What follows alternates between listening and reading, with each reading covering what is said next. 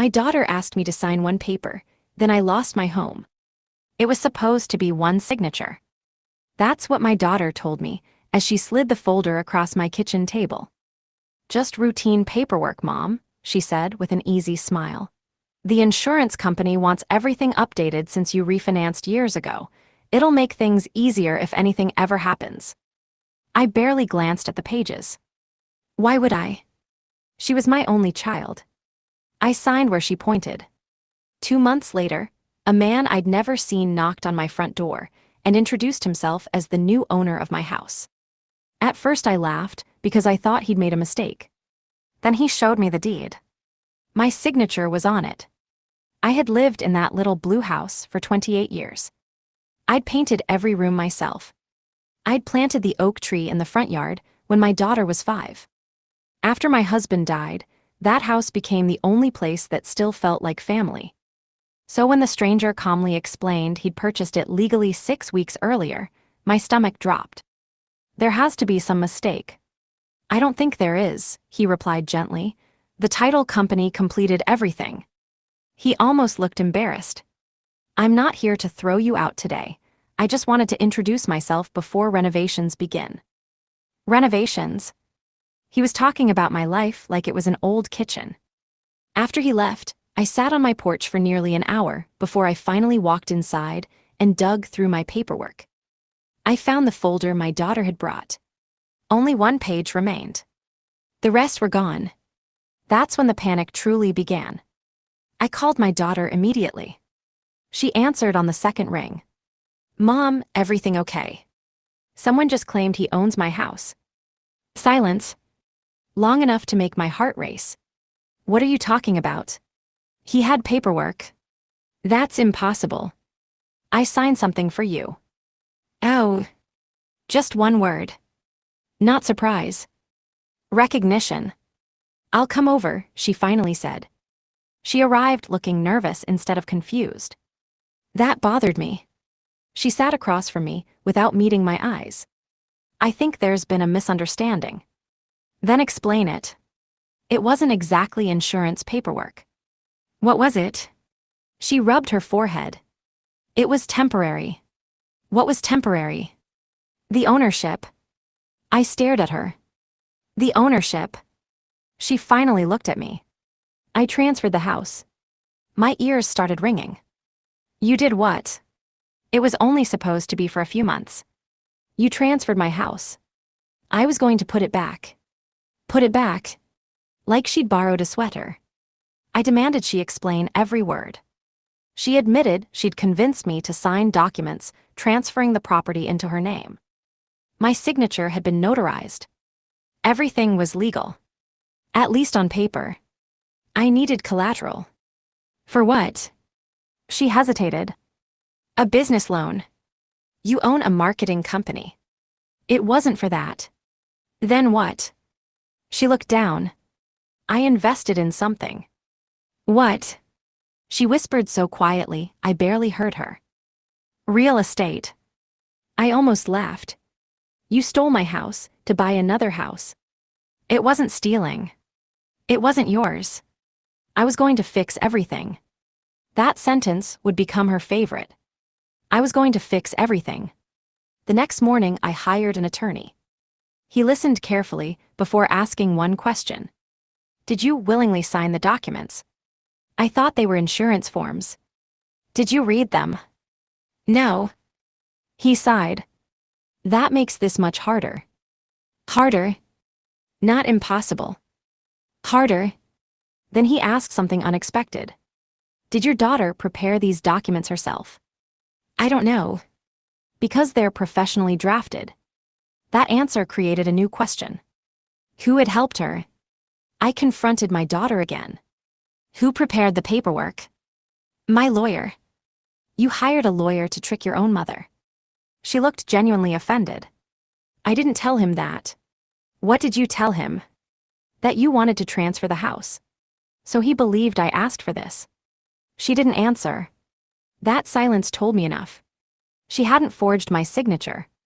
She'd lied to everyone else. Over the next week, I requested every document connected to the transfer. Each one answered one question and created another. The deed had been filed correctly. The title company had verified my identification. A mobile notary had witnessed my signature. Everything appeared legitimate. Except one thing. Every appointment had been scheduled by my daughter.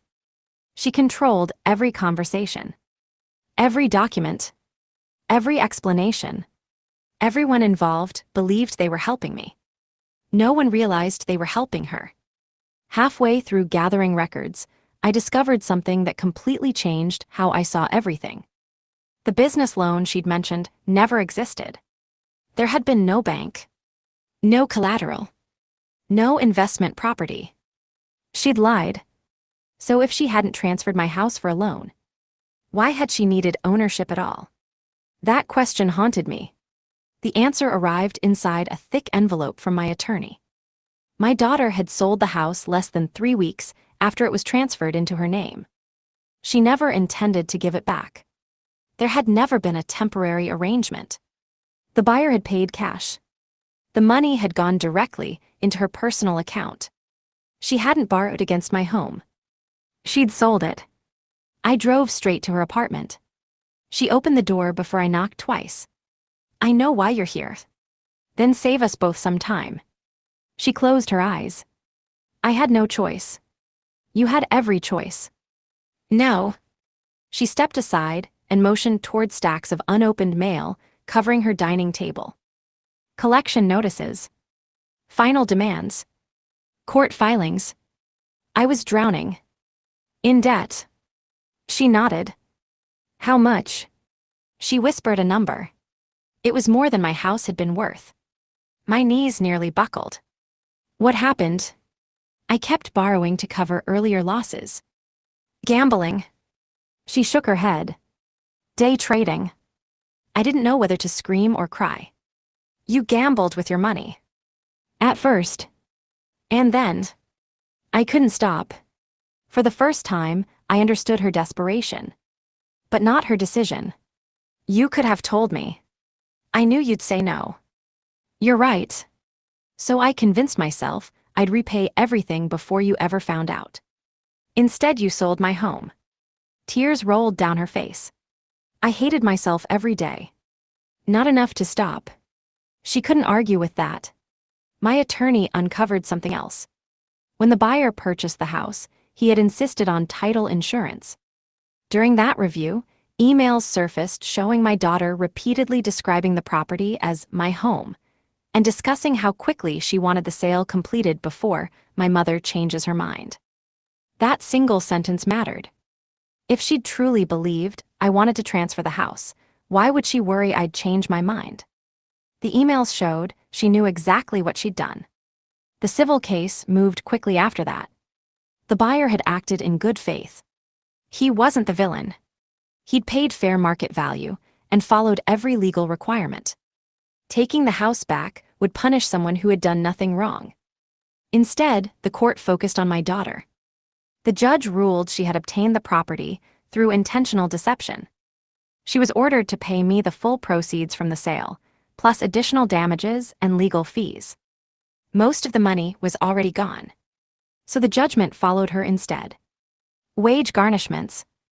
Asset seizures. Years of repayment. Justice didn't arrive all at once. It arrived paycheck by paycheck. I couldn't bear living in that house anymore anyway. Not after everything attached to it. With the settlement I eventually recovered, I bought a smaller place across town. It wasn't as large. The yard wasn't as beautiful. But every signature on those papers was mine because I'd read every single page. Twice. People sometimes ask whether I've forgiven my daughter. Forgiveness isn't the difficult part. Trust is. She still calls. Sometimes we meet for coffee. Our conversations are careful now, built on honesty instead of assumptions. She never asks me to sign anything. I never do without reading every word. Losing my home taught me something I wish I'd learned a much cheaper way. The people who know exactly where to point your signature are often the ones you trust the most. And trust without verification can cost you everything.